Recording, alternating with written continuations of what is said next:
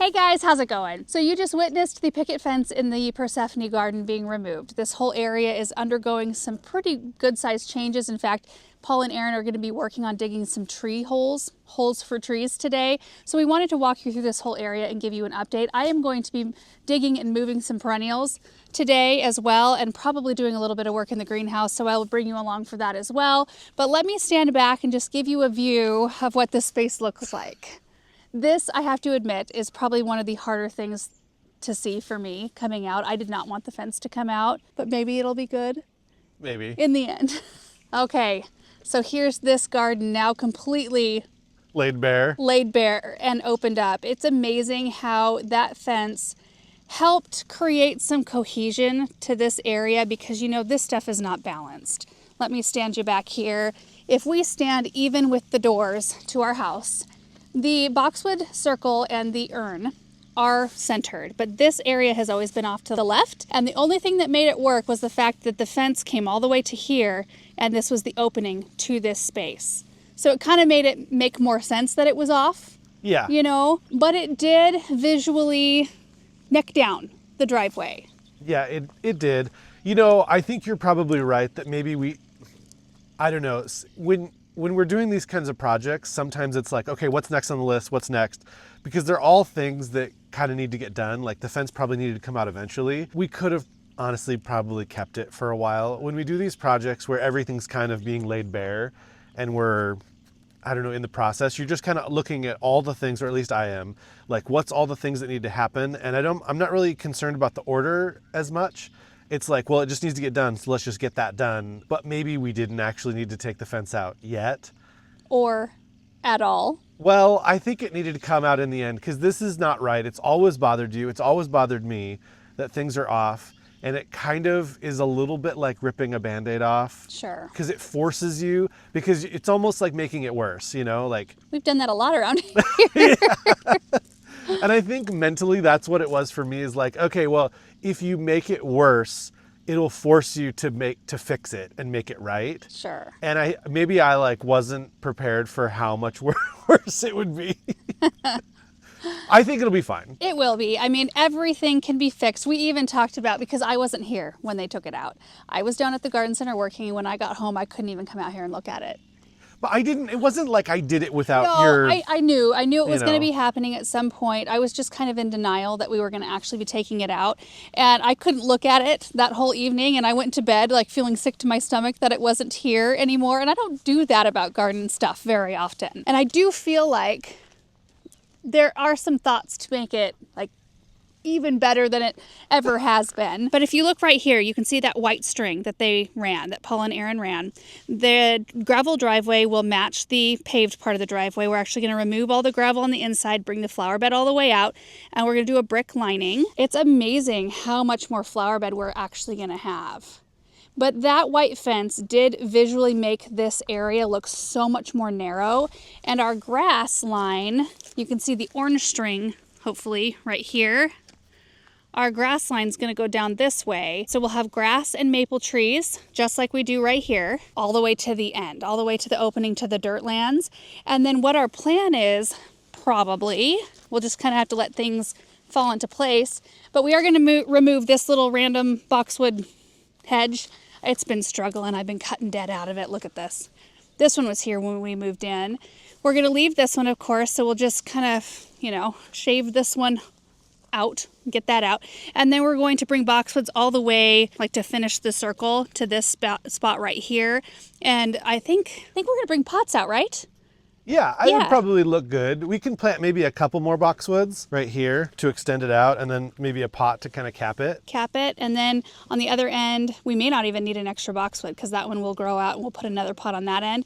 But I think the plan is to eventually box this in, so boxwood hedge instead of a fence. And then we're gonna have to see how this tree does this year, but it has been sick. I mean, you guys know that it split in half one year. When was that?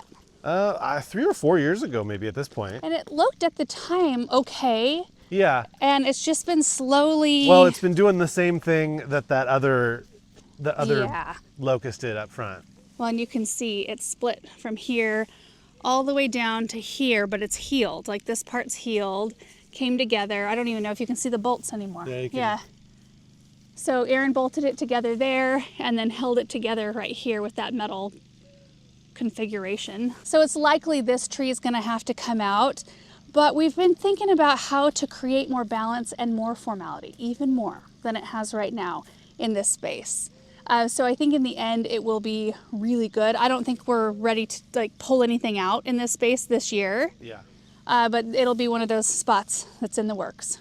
Add another one of those spots to the list. So today, you guys, Paul and Aaron are going to be measuring out for the maple trees, more autumn blaze maples that are going to arrive tomorrow. So Jaker is coming to deliver them tomorrow at some point, and so they thought it might be nice to have the spot prepared for each one of those, and they're going to get them all planted tomorrow. We still have a pile of snow right there. Nice. Yeah, we might have to get rid of that. Maybe. I think we can fit 5 or 6 more trees. How many did you order? 6. So if we have an extra, we can pop it out somewhere that's easy to access, just in case we lose one. Douglas, he loves you. Look at him. Oh, yeah. So that is the state of things out here.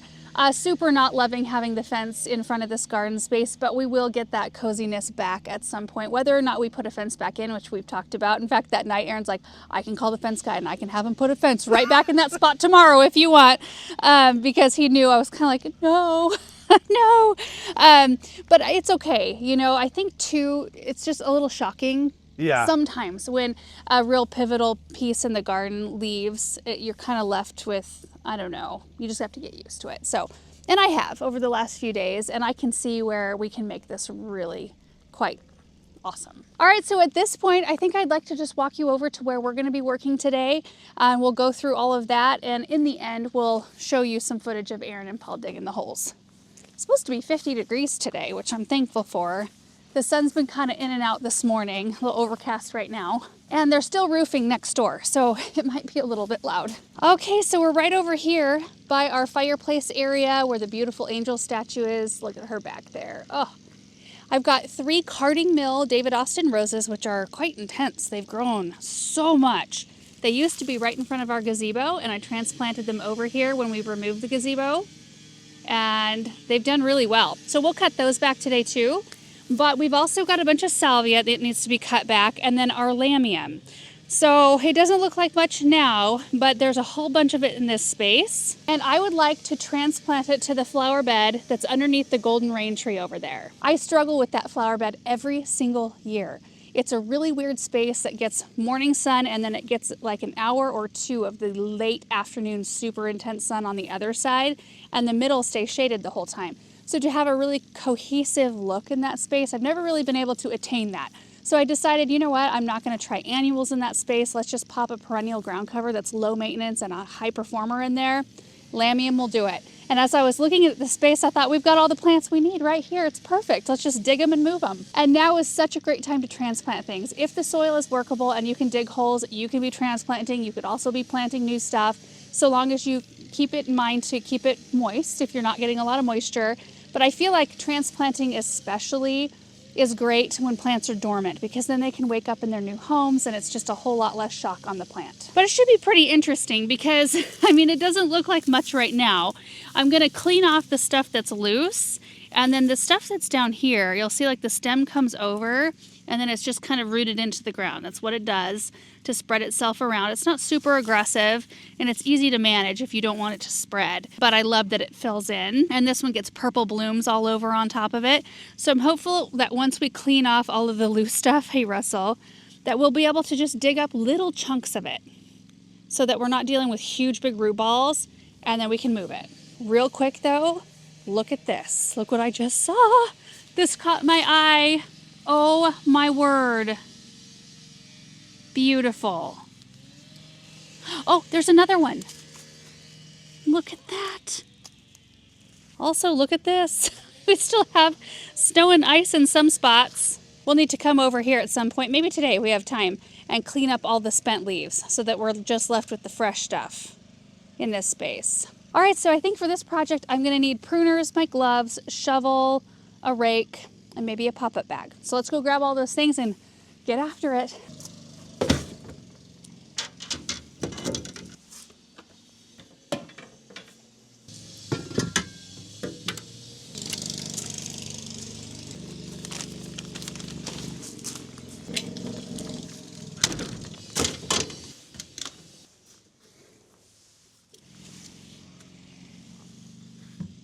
Okay, I've got all my things. Let's take after the roses first, and that will kind of lighten up the whole area. And to do that, I'm going to cut them back to about this height right here. So like all of this growth is gonna go away. When I do trim them, I do try to make sure that I cut right above a bud that's outward facing. So you can see the bud right here. If I cut this one here, the new branch would grow out this way, which is what I want.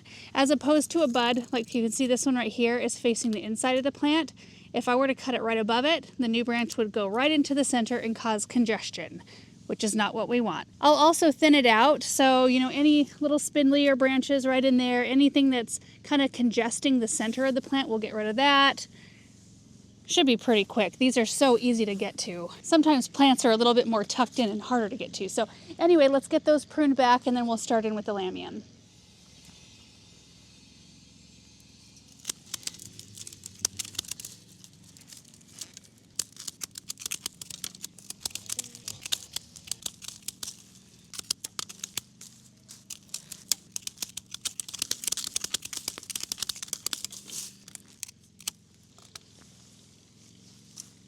Quick break so I can show you what a finished rose looks like versus the unfinished.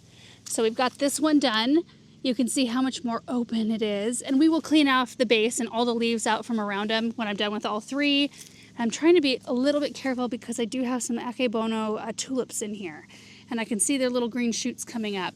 But look at the flashback to what this first one looked like and what it looks like now. There's all of the stems right there.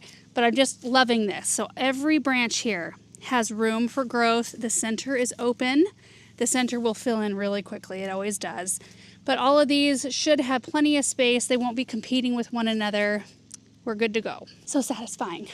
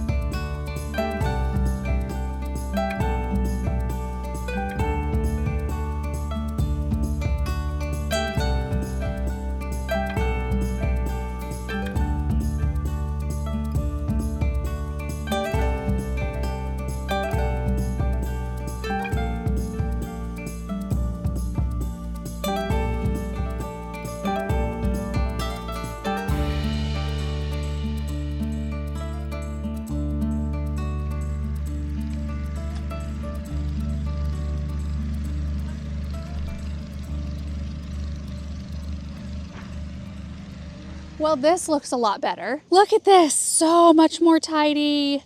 Look at the roses, my goodness. They needed a once over bad. They got so big last year. And then I raked leaves from underneath the boxwoods and went ahead and kind of went in this direction and did the back side of these. We've got a lot of leaf removal to do back here though yet. And this happens every year, more so in some spots than others, but we didn't heavily mulch in this area because we knew, I mean, it's all a lot bigger this year. We're gonna have to remulch this whole area after we relay drip. So the drip in this area hasn't been redone for a little bit.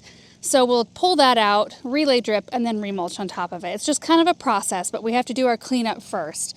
But you can see all the bulbs popping through over here. And I went over just to these hardy geraniums right here, which the hardy geraniums, they're kind of dotted through here, and then the salvia, I'm gonna leave those here for now, but it's likely I'll come back through and dig those out because this is gonna be very much so the back of this flower bed. So I'm gonna want a little bit taller stuff back in here, and I'm guessing I'm gonna want an evergreen about here where my feet are, or maybe a little bit this way.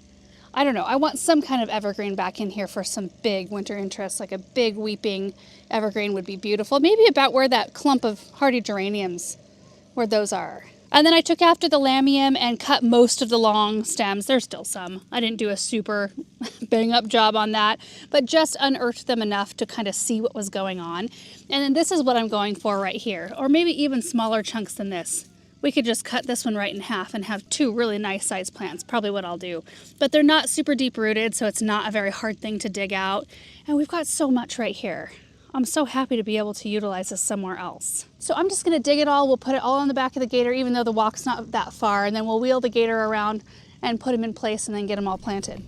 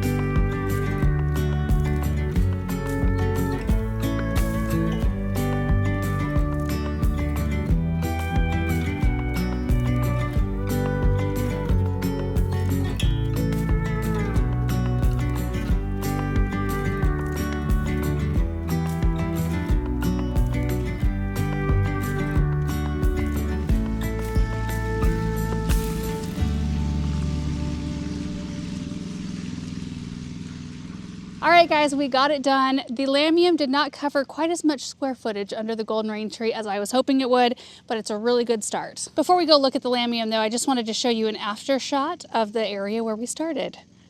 Isn't that wild? It looks so much better. So this whole patch right here, that's where all the Lamium was.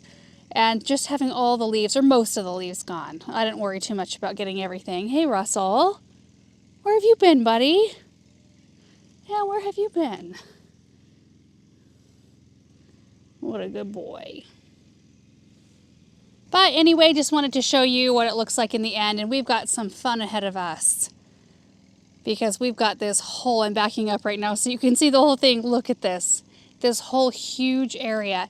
Now it is going to be interesting. You can see that this is the north side of the house, and it does shade, not all the way to the edge of the snow, probably halfway into the snow. There's a shade line right there, so whatever is closest to the house has to be shade tolerant, and then everything else is full sun. But if we spin the other way, you can see all the rest of it that we have to plant too. Oh my gosh, so much space out here. Oh, now it looks like even more with this area cleaned.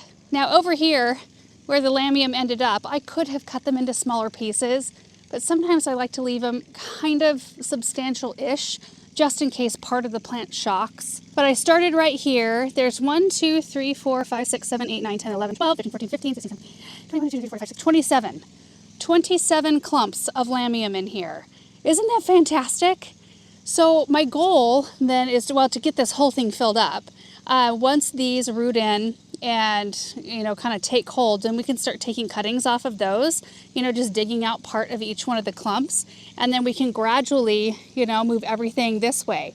I would like it to be all the way around the tree and just like a solid mass with nothing else competing for attention. I think that's going to be so peaceful and so pretty. And I just saw Aaron out there. I think they just finished digging holes. So let's take a look at what they got done.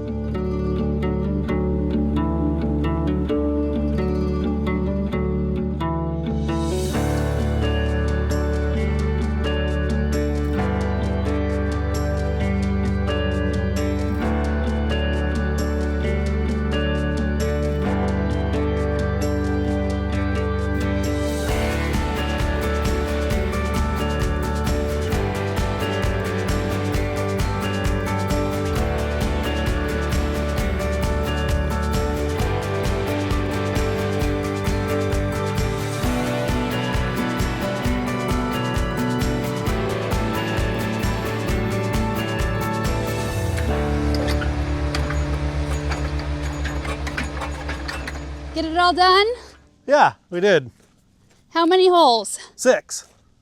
6 holes? Yeah. 1, 2, 3, 4, 5. 5 holes. Oh, yeah. I bought 6 trees. Okay. So we've got one extra I was one. going to say, that was very confident of you. Yeah.